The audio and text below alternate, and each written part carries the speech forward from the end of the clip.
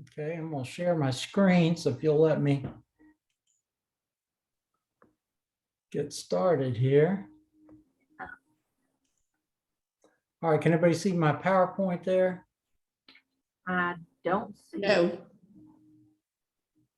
Oh, this, how about now? Yes. That work? Are we in the right place, writing vocational evaluation reports with me? Yes. Yes. Okay, great.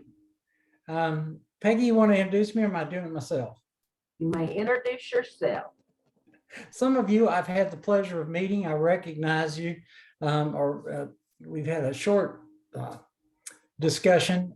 Some of you might have been workshops I've done before. My name is Steve Sligar. You can call me either Dr. Sligar or you can call me Steve. Mr. Sligar was my dad. So I'm fine with either one of those. I would appreciate any questions you may have, Peggy, if you would help me to monitor the conversation in case I missed something. And if you think of a question that you want me to answer today or tomorrow, that's fine. Go ahead and post that. A little bit about me. You've got the bio there. I don't know what else you really care to. I've been doing my first client I evaluated was in 1972. So I've been around a while. I was involved with the original vocational evaluation VWA project that was put out by Stout. And for the last 17 years, I have been a professor at East Carolina University. I retired from there April 1st, no kidding, haha, this year. And so I tried to retire, but Peggy said, would you please do another workshop for us? And I said, yes. And I'm on the certification committee with VCAP, so I'm familiar with the ICVE, the International Certified Vocational Evaluator, and the requirements for that. I've done some work with Canadians up there. Great people, great evaluators. It's kind of neat to see that our profession is practiced. It's a little bit different. The laws are different. Some of the resources are different, but some of the basic premise of what we do is the same. So it's kind of neat to see that and to be a part of that. So if you're interested in any of my other accomplishments or things like that, so I quit counting after I did 1,000 evaluations, which isn't that much, but it kept me busy for several years. And I stopped actively practicing last year. Just got tired of arguing with attorneys and all that kind of stuff. So, but anyway, let's talk about writing evaluation reports. I like to write. How do I say this nicely about myself? Students say I'm kind of sticky about that when I was writing their papers, but that's really the best thing that we have to offer about our services and to document what we're doing. So writing is very important. With that thought in mind, I hope that some of you were able to look at the true story of Ed. I sent that out to you on Saturday or Sunday. It's pretty short. It's really one page. There's a second page on, but there's two different stories that they write. This is from the publication This Brain Has a Mouth, put out in 1990. But I thought it was a good, quick way of looking at two different perspectives about writing. Did any of you have a kind of oh, that's me, or I like that, or ugh, that's yucky? Did you have a visceral reaction or a professional reaction to that report? Anybody want to say?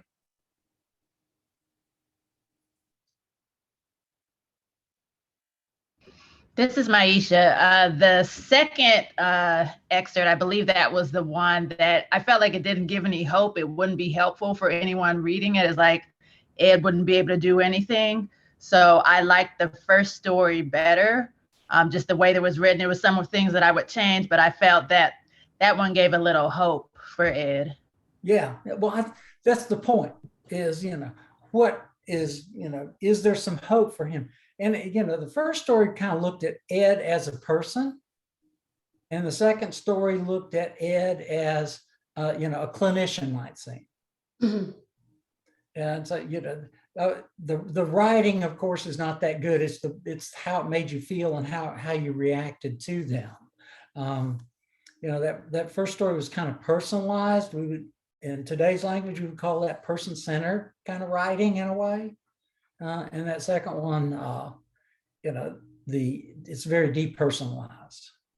Any other comments about that?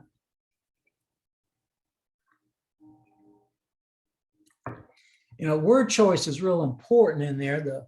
The first one, it talks about his, what he enjoys, what he loves to do, how he dresses, those kinds of things. And the second one sounded clinical, something we might read in our reports about, IQ level, the severe impairment of adaptive behavior, verbal ability is severely limited, those kinds of things. So I thought that'd be a good way to introduce this particular session that we're going to be in for the next couple of days, is to look at Ed. There's a couple of other readings. We'll get one tomorrow and one on Thursday.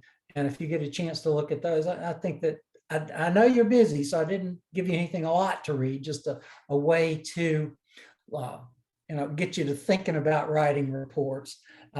In case you're interested, you're going, who is that guy that's in the picture there? Well, his name is Bobby Moore, and he is a very famous person. He was in prison in Texas for years and years, and he was on death row, and they were trying to determine if he was competent to stand trial and participate in his own defense. And he was found to be not able to participate in his defense, and was released about 2 years ago after serving about 20 years on death row. So very, very, very famous case about competency. And he seemed to me to kind of reflect this: who is Bobby Moore, the person, and Bobby Moore, the more clinical. So that's the reason I selected those pictures to represent Ed. Couldn't find a picture of Ed. So what are we doing today? Well, we're going to talk about writing today. Today's going to be all about writing. There'll be examples for reports and things like that. And then the next 2 days, we'll be looking at the ICVE evaluation rubric and how that applies to writing. I thought that that's fairly new in the field, and that might be of interest to folks that maybe are interested in ICVE, or interested in what are the guidelines for reporting and improving reports. So that's the reason I selected that. So today will be about writing and about different aspects of writing, about rhetoric and those types of things. And then tomorrow and the next day will be the ICVE, and there'll be a lot more examples from reports that I've pulled out. I do want to start off with this disclaimer. First of all, we're going to use that rubric, and if you want to download it, there's the link again. I believe I sent it to you as well if you want to go along. And that I prepared this training as Steve Sligar. And these are my opinions about the ICVE rubric, and those are mine, and they may not reflect the views of the College of Vocational Rehabilitation Professionals. So I want to get that disclaimer out of the way at the beginning of this training. So there's a couple of types of evaluation reports. There's written, and that's what this is going to be about for the next 3 days. We also do oral reports. In written reports, the evaluation report should be well planned. And in our code of ethics, the VCAP code of ethics, it says the VCAP member will create a plan. Well, you might go, well, what's the green there, and why are you doing that? Well, there's a method to my madness. The green is taken when you see green font appear in the slides for this hour. That relates directly to our code of ethics. And I'll show you the next slide. We'll go over that a little bit more. So when it comes up in one of the definitions talking about the written, we've got a written evaluation report that's going to be well planned. That's an ethical implication of the planning. We also know that evaluation reports have significant data. It's gathered, it's in various places. What our job is to pull all that together and report it, and then to look at the consumer or the client or the student or the patient, depending on your setting. My default setting is client, so that's what I'll say most of the time, but that doesn't mean that if you're in a transition program that you might talk about students or those kinds of things. So we've got data gathered in all these various places, and we have to pull it together. And what we will do is we will look at that consumer and compare their performance with work requirements. That's what we do. That's what evaluation is to compare behaviors, compare data with the requirements of work. And that's what we do. Of course, we also have staffings and we have meetings that we go to and all those kind of things. But we've got that. Let's look at the VCAT Code of Ethics and spend a second or two on that. So what our Code of Ethics says is we will have a clear, well-organized report. Okay, well, all right, those we're there, and it's prepared for the individual served. Okay, we got that. Shared with referral source in a timely manner. Well, we've come across our first little potential glitch. What's a timely manner? We'll talk more about time, but that's one that is problematic for sometimes. What is timely? How do you define timely? But it shall be done in a timely manner. It's up for you to determine that. Report always. Now there's an absolute. We usually don't use absolutes, but I think in this case it applies. The report always synthesizes assessment data. That's what we do. We got all that data out there and we pull it all together and we synthesize it. Answers referral questions. Now you think, if I'm asked a question, I'm going to answer it. Well, in reviewing reports over the last years, that's not always the case. So if you avoid a referral question, you are not only not satisfying the person that sent you the referral, not satisfying the person coming to you for service, but you are also violating our Code of Ethics. And you may go, well, I'm not certified, so the Code of Ethics doesn't apply to me. No, that's not correct. If you are practicing and say you are a vocational evaluator, this Code of Ethics applies to you. So you've got to do that in a timely manner. You synthesize data, answer referral question, and you accurately address the individual's functional aspects of their disability. What is functional? Many times what functional becomes in a report is a list of cants. C-A-N''T, cants. And what we want to focus on are the cans, the C-A-N-S.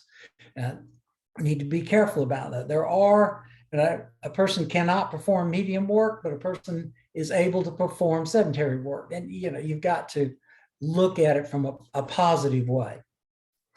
And then you're going to make employment, training, educational recommendations. I would expand that to include other things, and we'll talk about that as well, but alternative recommendations are provided when appropriate. So that's going to cover some of the other things. But that's our Code of Ethics. That's kind of our guiding guardrails about writing reports for us. Let's look at CARF. Many of you work in agencies that are accredited by CARF, the former Commission on Accreditation of Rehabilitation Facilities. They've been around for a long time and they've changed over the years. And rather than cite the most current definition, I've done a synthesis of definitions over the years. And these are what generally shows up in CARF. It doesn't change a whole lot over the years. One is it answers referral questions. We just talked about that. Yeah, it's got recommendations. We just talked about that. Shared in an understandable manner. Understandable by who? So we're going to have to spend some more time on that. How do you share it in an understandable manner? Do you write two reports, one for the referring agency and one for the person receiving service? How do you share it and how do you balance that? So that's going to be one of the things that's going to come back up a little bit later on. Disseminated with permission. Okay, we probably got that one covered. You just don't willy-nilly hand out vocational evaluation reports, so we got that. Relevant to employment outcomes. Yeah, it's been amazing to me to see some of the things some of the reports that I have read and seen over the years that do not mention employment outcomes. And they're called vocational evaluation reports. If it's a communication assessment, label it a communication assessment. If it's an assistive technology evaluation, I'll label it an AT evaluation. If it's an independent living, label it that. Don't call it vocational if there's no work stuff in it. So that's been kind of interesting. But if you are CARF accredited, you're very familiar with that and some other things related to evaluation. So let's go to another one. There was before, I'm going to show let's talk a little bit about history. VWA, Vocational Evaluation and Work Adjustment Association, been around for a long time. And VWA was instrumental in developing CCWAs, the Commission for the Certification of Work Adjustment and Vocational Evaluation Specialists. They're the originators of the original CVE. And so VWA, helping to develop the CCWAs, CVE, got enough acronyms because we're sure going to get them in the next couple of days, developed a code of ethics. And they said that reports of professional communication. And we hadn't talked too much about demographics, but that makes sense. This is what the report contains. Background, work experience, and disability. Okay, that kind of information. Test results and work sample results. When I was getting ready for this workshop, it kind of struck me after all these years, it struck me, it says, I think we would have done ourselves and our profession a favor if instead of saying test results and work sample results, we would have said analysis of test results and analysis of work sample results. Because what I see and what I read are a straight kind of mechanical reporting of test and work sample results. The raw score of this, the standard score of this, the grade equivalent, the percentile, the T-score, whatever the test report scores, I see those scores reported. And it's just left there. Where do you go from there? So I'd like to see that put into the code a little bit more. Behavioral observations, we've had those. Summaries not mentioned in the code of ethics, but it's there, and recommendations we've talked about. So where else are we going to go to look talking about our reports? Well, Sam Castiglione et al. In 2018 published the revised position paper on vocational evaluation. That's been published in the VCAT journal. If you want a copy, it's also available in the VCAT website. And it says that we evaluators have the ability to report ongoing data from assessment. And so what we're starting to look at here and see something different is the process, what we do, how we do it, and how we're reporting on that in conjunction with occupational and labor market information. So as you're administering the CAPS, as you've got somebody doing an improvised task, as you've got somebody completing an achievement test, you are looking at that, starting to report on that in conjunction with occupational and labor market information that you may have. And then we look at that's you, VEs, must be capable of summarizing, interpreting, synthesizing, and reporting. That's a lot of ing verbs, a lot of action verbs that are there. Summarize, interpret, synthesize, and report. Formal data and informal data. I'm going to talk a lot about that over the next few days. We've got our test data, work sample, the numbers, all those kinds of things, production records. And then we've got informal data, all of our behavioral observations, and our clinical or not clinical instinct, our clinical judgment using that formal data. And we do that in a way that's going to promote planning, goal setting, coordination of services. That make sense? I can see a few of you. Makes sense to me. Thank you. I appreciate that. Yep. So, any comments or questions?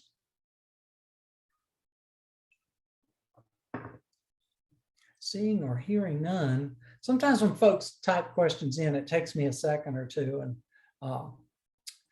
Peggy, if you'll help me look for those again.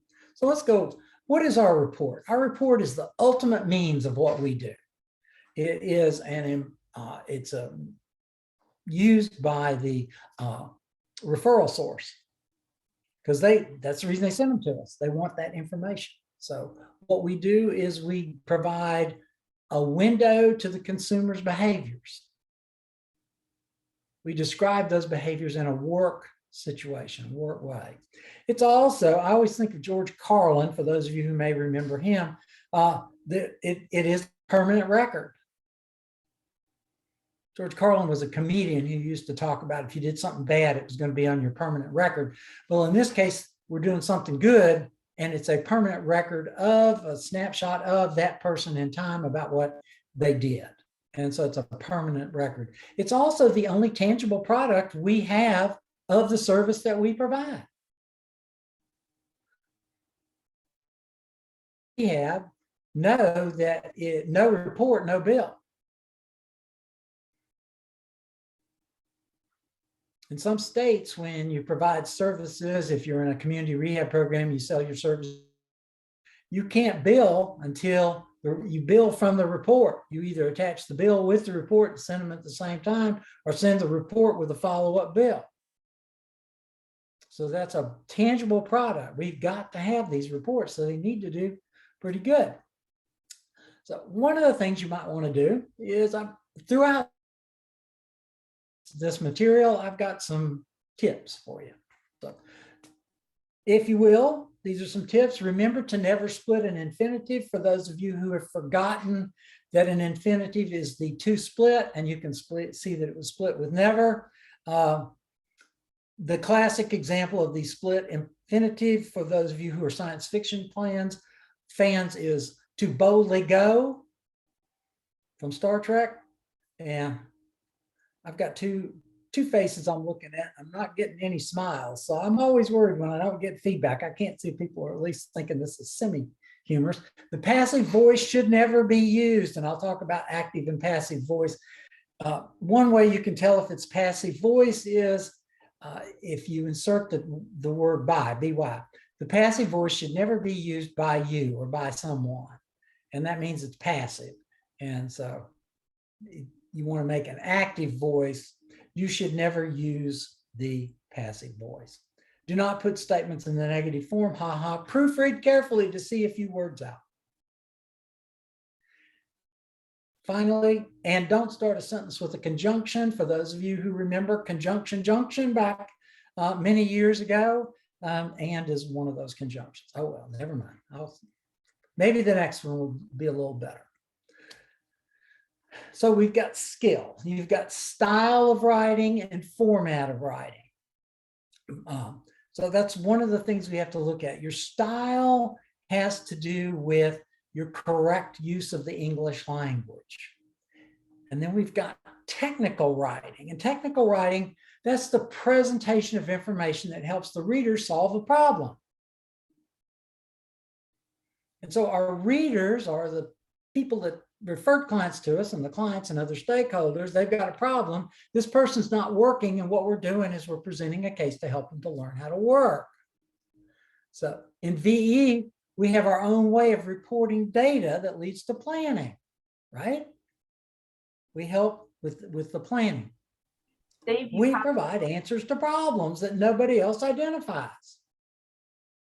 You got a VR counselor with a caseload of 215 people, and you can look at one of the 215 people that you see and provide answers to the problems or the reasons, the barriers that this person is facing to go to work. So you do that. Dave, you have a comment from Michael. He got all of your references. Oh, thank you, Michael. I appreciate that.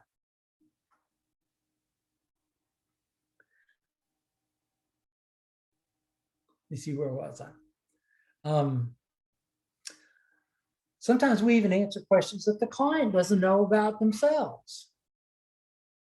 And we can look and see what they're doing. We're kind of we're the go-between between the known and the unknown. And we're going to help facilitate the knowing, so to speak. You know, that's kind of what we do right there. And business writing, we also do that. We do technical writing, we do business writing, and those skills are important in business because clients use them to measure our ability to do things. So if we have a poorly written report, the consumers that are coming to us will probably have a negative view of us and our reports. If we do things like misspell names, use vague phrases, disseminate materials with errors in it, or use a condescending tone. You want to avoid, condescending tone of what you're doing. In business writing, you want a more positive tone. It will help people to read, help people to motivate. Words like fail to, or neglected to, or lack of, those can sound accusatory. And so instead of saying, you could say the client failed to report to evaluation.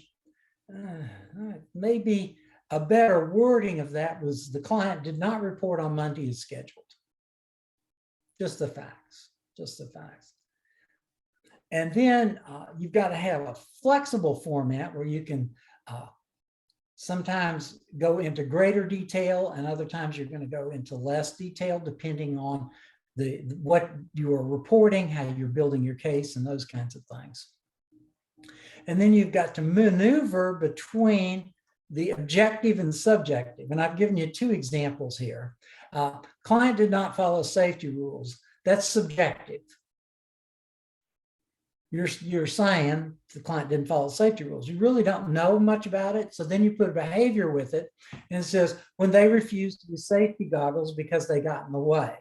So you have a reason that the client stated for not using the safety goggles, therefore not following rules. So the rules relate, the safety rules. So that's an inference that you made that's subjective, backed up with objective data. Or you can say client did not wear safety goggles, objective data, because they got in the way, therefore they did not follow safety. Both of those sentences are good, both of them are okay. It's just one has the subjective data, the inference, and then the objective data to support that inference. The other one leads in with the subjective data, the objective data, and then that supports the inference, the subjective data. And you can go back. That's one way you can vary your writing style. That will make it a little more interesting for folks to read and for you to write as well. But you have to go back and forth between those. Then you also have to do that balance between objective and subjective. If you get too much objective data, if you get either too many test scores, you ever seen one of those reports where it's just in the narrative, it's just number after number after number after number after number, and your eyes just get tired of reading it and you skip over it? Think of reading a statistics book, same kind of thing. Just a lot of data to have to deal with. Or you can get into all these rich descriptions of behaviors that just go on and on and on, describing all these behaviors. I've seen reports where there's a great deal of description of what the client's wearing and how all the clothes and what the client said. It really didn't contribute a whole lot to the case that was being built. So you have to balance those and maneuver back and forth. I've got a list of, these are from technical writing. You want to avoid unnecessary propositions. And so I'm not going to read those to you. If you want to refer back to them, or if you see any of those that you're using, you might want to think about it. The one thing they omitted from this list is actually my favorite pet peeve. It's when you get somebody's phone and you get their voicemail for you, and they're leaving you a message, and they say, "Yeah, you can call me back." Well, unless their name is back, all they need to do is say, "Call me." One of the people there just smiled. So, okay, I'll try that. It's better to just say call or call me. Okay, I'll go on. We also have the art of painting a picture. And in the art, we do the, how accurate that we do. You've got to paint an accurate picture. So, you've got to be sure that what you describe is accurate. And one way to do that is to look at your word choice. And so if you're going to describe a client as helpful, then you need to make sure that that's the word that you mean. Because you could also, for helpful, you could look at accommodating, caring, considerate, cooperative, friendly. All those are synonyms of helpful. And if you just leave the person there reading helpful, you need something to back that up. And so you would say, client was helpful when they stopped their work to show coworker how to unjam the shredder. And that kind of word choice tells you something about the client as a person and tells you about explains that inference that you've drawn. So it's a art that you're looking at. And then you also need to figure out what you're going to share and what you're not going to share. How much information are you going to share? Are you going to put in all the test results? All the numbers? Are you going to put all them in? Or are you going to select the ones out that let's look at an interest inventory, the CAPS. And if you look at that one, you can list out all the different jobs that are available in the the suggested occupations that you can look at. And that list can just be exhaustive. So you've got to be selective, and that's where the art comes in. Which ones are you going to show? You're going to have lots of behaviors. So which ones of those behaviors are you going to highlight? And which ones of them aren't going to make it into the report? Which ones are important? Which ones are going to lead you to your case that's going to help you to prove your case for your recommendations? Then you also need to view through a lens. And as you're writing and trying to determine how you're going to present something, you have to be aware of the lens that you're using when you write that. For example, one of the things that we are concerned about is punctuality, right? Time, that's something that we care about. It's usually mentioned in evaluation reports, client was on time or client was not on time. But if you recognize the lens that you're operating under, it will help you to with your word choice, it will help you to communicate. If you have a vocational lens about time, then you're going to talk about work time, arrives on time, takes break on time, returns from breaks on time, leaves on time, that kind of stuff. If you are looking from a more independent living lens, then you're going to maybe look at something like takes medication on time. Or if you're using a more holistic lens, then you may say something like he or she catches the bus to go to work or to go to the movies on time. So which lens you use is going to help you to determine what words you're going to pick and what words you're going to share in that report. So we've got the art part that we have in writing. We also have the science part.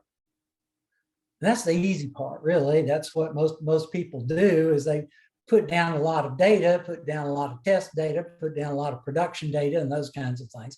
And you need that. I'm not making light of that.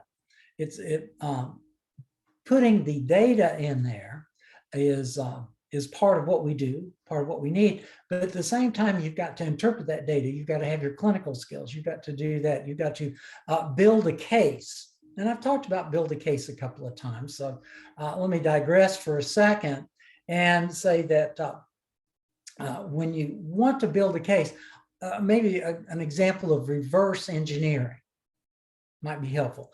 Think about a recommendation that you've done and then go back into the report and see the groundwork you've laid for that particular job or that particular intervention that you're going to recommend. Where in the report, if you've recommended a particular vocational objective, then what in your report supports that? Supports the physical abilities, the mental abilities, the aptitudes, the readiness factors. What in your report supports that particular recommendation that you're going to do? And that's building a case. And when you are conducting your evaluation and you've got a hypothesis that you think, well, I think this person might be able to do that job, and then you're gathering data, and then you come up with that recommendation. If you put the recommendation in there, I've read many, many reports where the recommendation makes sense, but there's no supporting data in the report. And so make sure that you're building the case. That's part of the science of what we do. Think of yourself as an attorney building a case. What's going to support your position there? What are you doing? You can also think of it as an audit trail. If you have an outside person coming in to review your reports, and most of you do have a supervisor or someone who reviews the reports, you certainly got consumers of the report that look at your report. Can they follow the trail that you've laid in your report, in the behavioral observations, in the background information, in the test data, and the interpretation of the work sample results, whatever techniques you're using or instruments that you're using? Have you laid the groundwork so that the person reading the report or reviewing your report, it makes sense to them?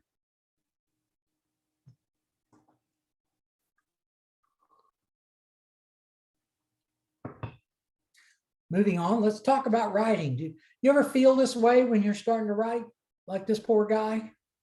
Kind of half scared to death when he's going to sit down and write, and you're going, or, I've got to get this done. Kind of a wide-eyed. To me, I related to this because even though I like to write, I still get this feeling sometimes. So let's look at writing. And part of writing is rhetoric. Rhetoric can help us to analyze our writing and what we're doing. And that's the art and study of using language effectively and persuasively. Well, that's what we're supposed to do. We're supposed to write effective reports, and we're supposed to persuade in the sense of recommendations. So we do both of those. So what are the elements of rubric? You have to consider your audience. That's who's going to read it and who's going to use your report.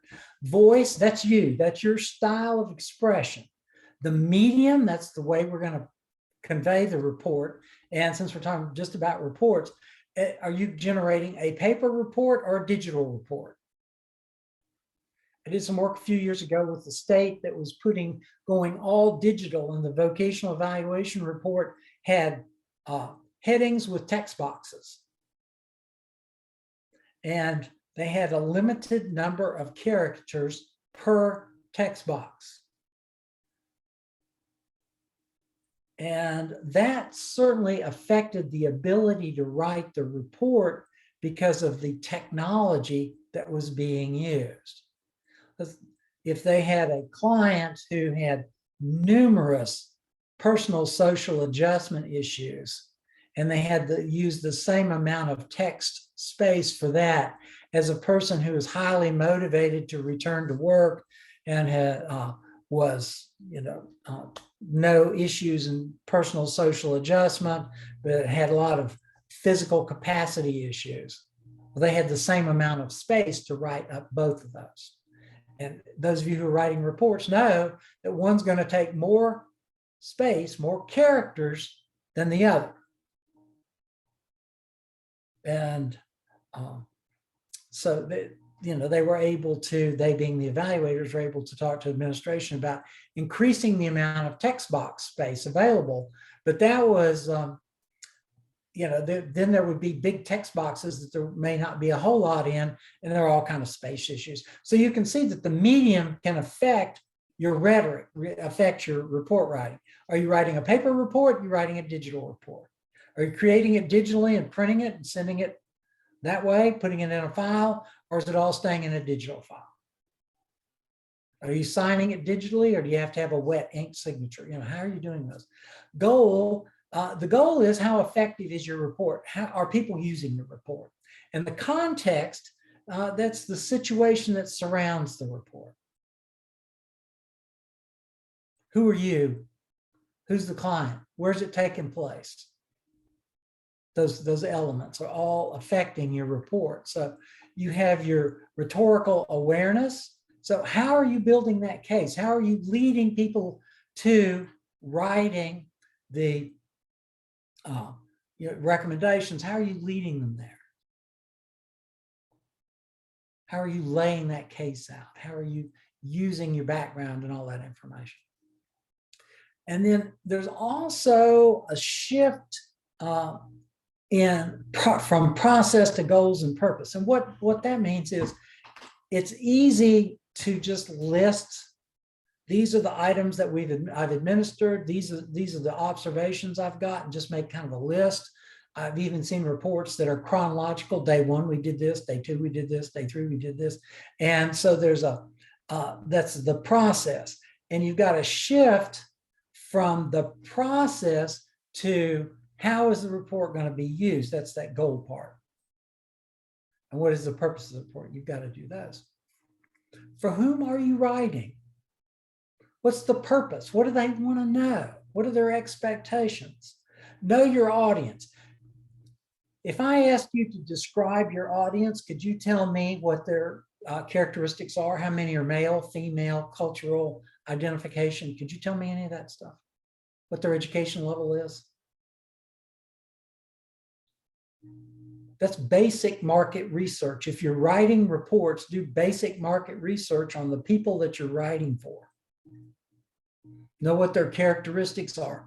Know what their expectations are. Know how they use your reports. In order to do all that, you've got to collect data on them so that you'll be able to customize and use your reports better. What are the goals of the person? What are they going to use that report for? What is the context that they're going to be using the results in? So you've got your context where you did your evaluation in your office or your lab or your facility or the community or wherever you did it. That's one part. Then you've got the person that you're writing for. What's their context? Where are they going to be using it? As a counselor, it's going to look at it in the office and go over it with the client and talk about it, or talk with the job placement person. You know, what is going to be happening there? What context? Another thing, there's a book put out several years ago about In Search of Excellence was the title of it. And one of the things the author said in Search of Excellence is stick to the knitting, or stick to your expertise, stick to what you know. It's very easy to know something about assistive technology and to make a recommendation or to write about that. But if that's not your area of expertise, then you want to make a referral to have somebody else make that decision or make that judgment. You want to stay in your area, stay within your scope of practice. If you've had training in assistive technology, if you've can show your credentials related to assistive technology, that's fine, that's sure. Personally, I had a lot of training in blindness technology and deafness technology. Those are two groups that I worked with for years. And so, but I don't have a lot of very minimal knowledge about spinal cord injuries or cerebral palsy or other disabilities.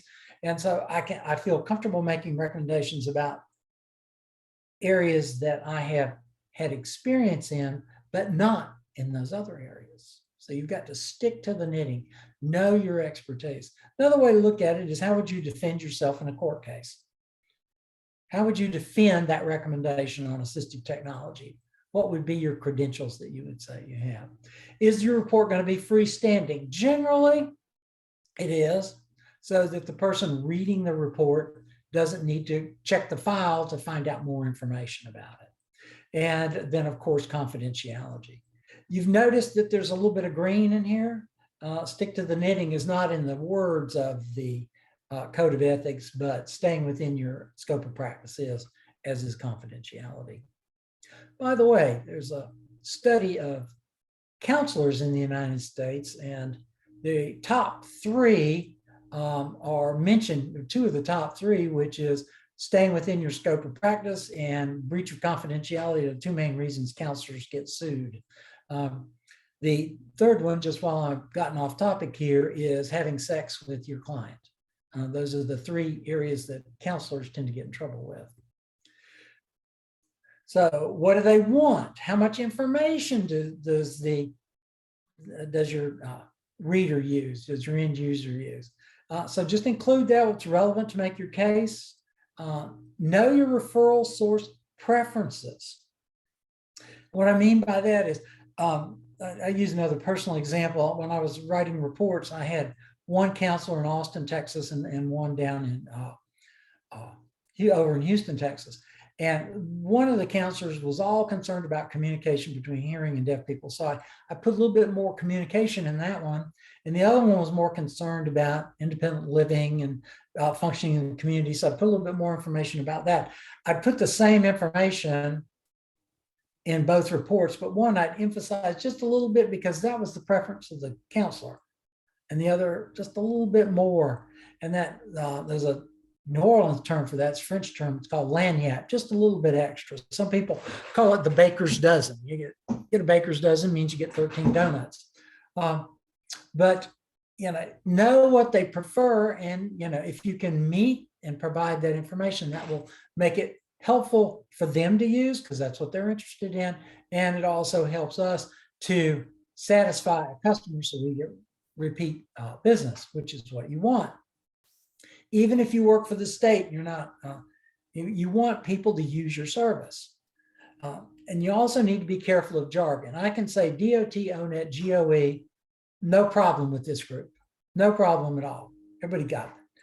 You get outside of this group and start throwing that jargon out, they don't get it. They just, it's my brother is a genuine rocket scientist, worked for Lockheed Martin. And he threw acronym because they did a lot of military contracts. And he threw all the military jargon at me. I had no idea what he's talking about. And so I'd ask him, well, what are those jobs in the DOT or the ONET? Try to get back at him, but we would have fun with that. But you need to be careful of that. Same with testing terms. For years, I taught the testing course that was required of all vocational evaluators and rehab and clinical counselors in the program. Most of the counselor types didn't like that course because they thought it was too much numbers. And it's not really, but it's got all those terms, percentile, all those technical terms, testing terms that we all love to use. But once you get outside of our profession, very rarely are you going to meet people that use them. So you need to find substitute ways of talking about them. All right. So what do they need? It needs to be user-centered. And in this case, the user I'm referring to is the counselor. So if you've got a counselor that wants information on a client's job readiness for a job interview, one way to make it user-centered is to highlight that in the report. You may have a section called job readiness where you address that. Or you may use the Kiplinger method. If you've ever read a Kiplinger newsletter, it's a narrative, but they've got certain keywords bolded to draw your eye to it if you want to skim it. It makes for a fast skim. So you could use the Kiplinger method of highlighting words in the report to help people identify things that you want them to look at, or if they've asked about. That's one thing that you can do. There's another thing called participatory design. And that's used a lot in industry. It's also used there's something called participatory research and research circles. And that's where the people that in participatory research, the people who are going to be affected by the research help with the design of the research. And what we can do that in our reports is to get feedback from our users. Ask counselors about that. Get feedback. What do they like? What do they don't like? In participatory design, it's the production process. And what's our production process? That's the way that we conduct an evaluation. Have you ever asked the client when you get done, what did you think about the way I administered those the order I administered the tests or the work samples or whatever? What'd you think about that? Did that help you to make a decision? Was it distracting? Ask about the context, ask about where they work. If you're working with multiple clients at once, ask them about, how did that affect what you do? Get their input on what you do, on your process that you do, and on that report that you're gonna provide. So you're going to collaborate with them. And that way you'll have a different perspective on what you do. Ask those folks what you do. It doesn't take a lot of time. It just takes some remembering and getting it in your process and asking folks about it. So there's been several studies that have done. They're a little bit old, but they will be helpful. I've got some problems, and I've got what are some of the problems with reports, and what are some tips and those kinds of things. So I got some slides that we'll go over there. A good report, the length is just right, and you'll see this crop up a couple of times. I call that the Goldilocks conundrum. And for those of you who remember Goldilocks, it was too hot, too cold, just right. One of the worst working buildings I was ever in was in San Antonio, Texas, and it had great air conditioning. You could, those of you who've ever been in a meat locker, you could hang meat in a lot. That's where they hang meat when it's being processed. It's very cold. You could hang meat in the building. And the woman that was in charge of the thermostat, because it was in her room, was very thin and petite, and she got cold easily. And I like my office like a meat locker, so it didn't bother me. But she was always turning the air conditioning off in San Antonio. If you haven't been there in the summer, it gets really hot. And so she would turn the air conditioning off. We always had battles about that, and we never could get to the proper temperature. And so you're going to have to look at length. What's the proper length that you're going to have? I've read evaluation reports that are one-page memos or letters, and the longest one I've ever read was 110 pages. So you got to look at that. Turnaround time. How long between when the client finishes, and then you got to define when the person finishes, and the report is in the user's hands. What's the turnaround time? And then what makes a report good? Well, that's one of those subjective terms. So what makes a report good is if it's useful or not. And then I've got some tips. So let's go into these a little bit more. So let's talk more about length. A good report is a useful report. What the research shows is that a report is between 2 to 3 to 3 to 4 pages with an appendix of test scores. And I just said, I've seen them from 1 to 100 pages. What I tend to observe, I don't have, this is my observation, is that the more litigious the report, or workers' comp report, the longer the report tends to be. And the more production oriented the report, like situational assessment and some kind of ability one program, those tend to be shorter. So the setting has a lot to do to that. But just in general, 2 to 3 to 3 to 4 pages with appendices. And the counselors want us to interpret test scores. They don't want test scores, they want them interpreted. Some counselors want the scores, that's the usefulness of an appendix. I always say that a good report has no numbers in it. All the numbers are in the appendix. The interpretation of the numbers is in the report. That's just me. Then they want objective behavioral descriptions. Remember, helpful, and then the description of stops work to help with the shredder. They want objective descriptions. They want justification, which is building a case. They want a variety of recommendations, that more than one job. Back when I started in 1972, each vocational evaluation report was to have one DOT number as the placement recommendation. That was the requirement for the state of Georgia. And I'm glad to see that that has changed over time, because people aren't a perfect match with one DOT code. they're a match with several different types of occupations.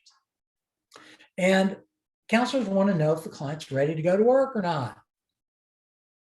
And if not, what are the barriers and how do you solve them?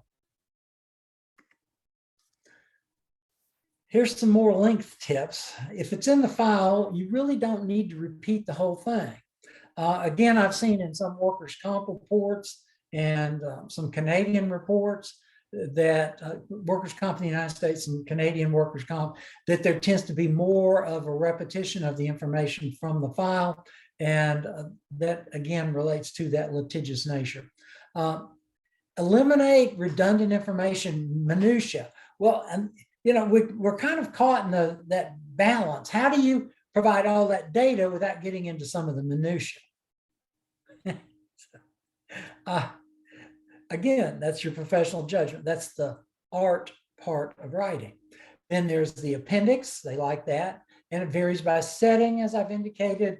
Hospital settings, the evaluation report that we have a vocational evaluator at our local hospital, and her reports tend to focus more on functional capacities. There's some OTs that practice vocational evaluation here in North Carolina. They also tend to focus more on functional capacities and the more medical side of what we do, as opposed to, we have an Ability One program here. They do a great job. They focus more on the work behaviors, those global kinds of things. So setting is going to influence what you do. And then also where you practice in your experience. If you've written 10 reports, you're still learning how to write reports. I look at Malcolm Gladwell, and he says that you need to, in order to become skilled at any profession, that you need to have 10,000 hours in that profession, which is about 5 years. I would addend what Malcolm Gladwell says is you have to have 5 years of improving experience. He doesn't differentiate that. We've all known teachers and vocational evaluators and counselors that have 20 years of experience, of time in the job, and maybe 2 years of experience because they've stopped growing. So you've got to look at that. Report time. Here's a quote from the unknown evaluator. I don't know who said it, but it made sense to me. Report writing is more than the actual time with the paper. Okay. Your prep time is part of report writing. Your analysis takes a pretty good while to do. Research, particularly if you're researching a training program or you're researching some occupational requirements, you're looking in the DOT and those kinds of things, interpreting all that. And you do a lot of that before you actually sit down to, I guess most of you probably compose at the keyboard. Is that correct? Probably do. So before you actually sit down. Why do I bring this up? Because if you're a supervisor, most of you are probably not supervised by someone who knows vocational evaluation. Your supervisor may say, well, you've got, you spent, you only spent 8 or 9 hours with that person. Why are you spending 4.5 to 5 hours writing a report? Well, this is the kind of information that you can provide to say, look, this is what one of these reports take. I've got to be able to do this. That's also there's a nice discussion of this in the New Paradigms for Vocational Evaluation that came out. It's a little dated now, about 10 years ago, but it's still very good information that I think you'll be able to use. So anyway, that's the unknown evaluator. Turnaround time. Remember we talked about that? What is that? The best thing you can do for turnaround time is negotiate in advance. And sit down with your supervisor, or if you're, when I was doing reports for for attorneys and for adjusters and insurance companies, I would negotiate when they needed the report.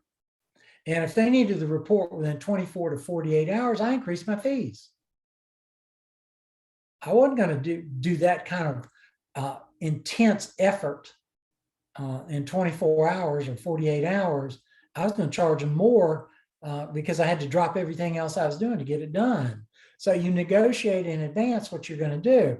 If you work for a state agency, you still need to negotiate in advance and make sure that you've got enough time to do your report.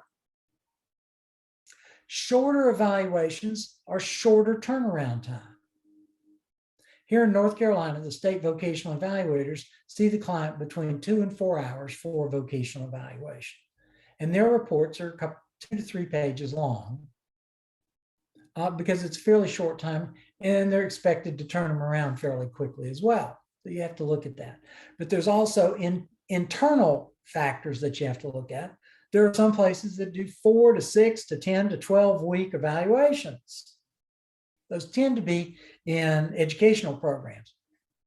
But there's still some Ability One workshop places that do evaluations, and the number of weeks may be like that. Rule of thumb is that if you're going to go more than 4 weeks, you need to file an interim progress report to let the referring agency know what's going on, what's happening. Then you'll have your final report at the end. And if you have lack of support services, if you don't have an administrative assistant to help you or a vocational evaluator aide, then you need to factor that in your turnaround time, because you're going to be slower and you're going to do that. What the literature suggests is less than 2 weeks. So from the date of completion to the date of reports in the counselor's hand or the adjuster's hand is 10 working days. And that's kind of a rule of thumb. So if you're trying to set one, that's a good one, and then you can make it how you go. So here's this, what is a good report? And the end user decides on that. You really don't decide if it's a good report. You can go, I'm proud of this report. I think I've written this report well, but the end user, that's the person who decides if it's a good report. And if they use the report, especially our recommendations, then it's a good report. So what are some tips? Writing to the structure. And what does that mean? For those of you, when you write to the structure, you have an outline. And usually our outline is the headings that we have in the report. And you write to those headings. Some people will write one heading and get everything done, write the next heading, get everything done. Other people will, as they're going through and looking through the data, they throw information under the different headings to determine where you're going to place that information. I still know evaluators that handwrite their evaluation reports, or handwrite the whole thing. It's not very efficient, but they think it's more effective. There are some evaluators that still dictate reports, and they have somebody to word process for them. Most evaluators now compose at the computer. And composing at the computer, I've seen making handwritten notes and then writing. I'm kind of old school in that when I write, this is just me personally, I've got the headings and I make my notes handwritten and then I wordsmith into the computer. That works for me. My younger colleagues, they look at that and go, that is old school Sligar. You know, we just sit down and they type away. So, you know, it depends. You need to be sure that you relate it to the reader's experience so that they can understand. That gets back to jargon and using jargons. Know your word processing software. Know how to use it. There's a lot of good stuff in there that you can use to make your life easier. Keep your sentences short. And if you think, if you have problems with keeping your sentences short, one thing you can do is read them out loud to yourself. And where you draw a breath is either a comma or there probably needs to be a period. If you can't make it through your sentence without,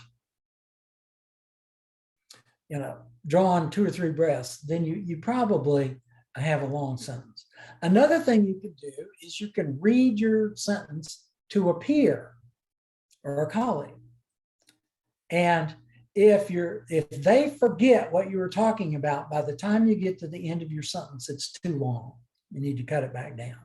Those are a couple of things you can do. You also need to eliminate extra words as you go through. And for example, if you say something like, it has come to our attention that you have missed several appointments, you can edit that down to, you missed the last 3 appointments. And it's much more behavioral, it's much more factual. and it helps out that you can do that. Vary your length of your sentences, vary the length of your paragraphs. That will make it easier for the reader to follow. You want simple versus complex sentences, and you want to use active voice. You can say the client filed the cards alphabetically. That's an active sentence, as opposed to the cards were filed alphabetically by the client. Remember that? I mentioned that a minute ago. So you want to avoid that passive voice, and you want to use active voice as much as possible. Some folks say to write that you should write as you talk. And some people can do that, and some people can't. I can't. I have been, one of the accommodations that deaf people ask for is open captioning, and I've been open captioned at presentations, and they say, here's the disc of your presentation, and you can easily turn it into an article. I can't do that. I don't talk the way I would want to write. Some people can do it, some people can't. So you need to be careful about that. If you want to do that, you want to express and not impress. Leave your fancy jargon at home. If you want to impress, come to ECU, enroll in the PhD program, and use all the big words you want. But otherwise, leave them there. Here's some more tips. We've talked about remember the general statement by an example related to the reader's experience. Balance the pros and cons. It's very difficult to read a report that's all glowing and there's no real barriers there. Or conversely, difficult to read a report when it's gloom and doom and you really doubt this person is that you're going to be able to go to work. Then you need to make a decision. Are you going to write in the first or the third person? Be consistent with that. Are you going to use I statements? I administered, blah, blah, blah, or this evaluated administered. They're both correct anymore. The third person is more formal. If you're, particularly if you're using more qualitative approach, the first person is fine. Just whichever you use, stick with it throughout the whole report. Avoid absolutes, particularly in recommendations. This person will always, and those kinds of things, you want to avoid those. And I've talked about sticking to the knitting. So I've got you some more words there from technical writing. These are lazy phrases. So be sure that you omit those lazy phrases from your writing. One of the problems with burnout is deadlines, because you've got all these reports to write and you got all this other stuff to do. So what you end up doing is taking home.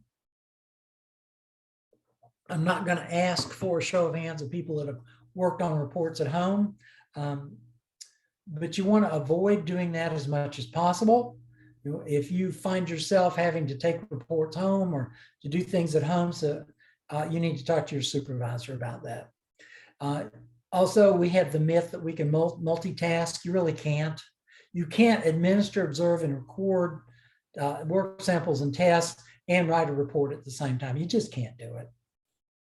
So if you think you can, you're really not. You're either ignoring the client or you're ignoring the report. And that's going to be a problem. Some other problems with burnout that contribute, if you work with the same population, then each person begins to look the same. And your challenge is to find the uniqueness in each person.